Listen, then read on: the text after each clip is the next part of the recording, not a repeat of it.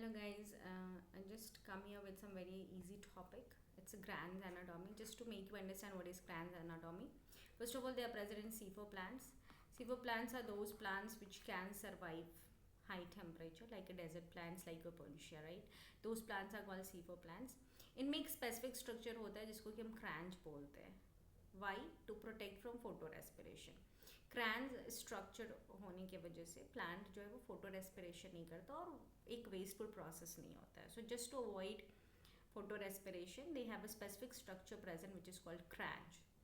So you can see this outer layer, outer structure, which is a structure of bundle sheath. It is basically called Grant's anatomy. And outside we have the mesophyll cells. Okay, so what happened? Let me first show you the leaf and its exact location, how they are located. Okay, so what happened in the leaf? In the leaf we have the mesophyll cell, and then inside the mesophyll cell we will have the bundle sheath present. Now see, this is structured like a wreath. Cranch also means wreath. Okay, so this is your bundle sheath, inside which you have the vascular tissues present, right? Now what happened, let's say if it is a sunny day and the sun is very very hot. So this is your sun, it's very sunny day, so it's very hot.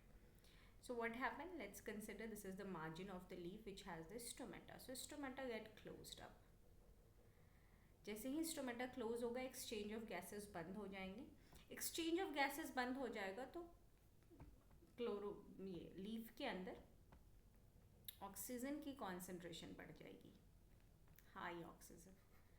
जब high oxygen हो जाएगा, so see this is the vascular bundle, sorry this is the bundle sheath.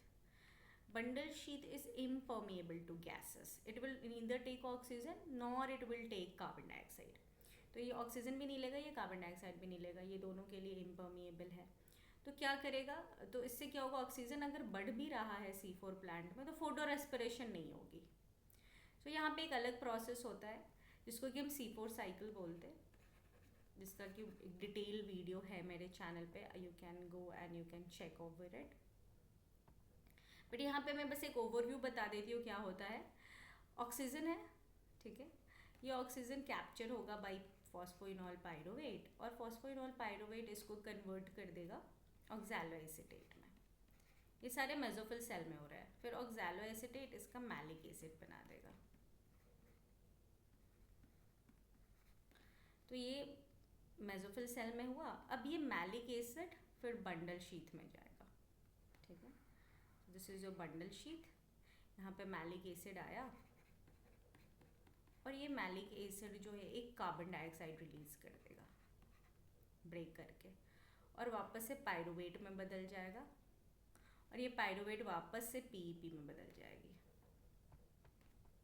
Okay, और यहाँ पे जो ये carbon dioxide निकला है, ये कार्बन डाइऑक्साइड फिर C3 साइकिल में चला जाएगा और ग्लूकोज बना देगा.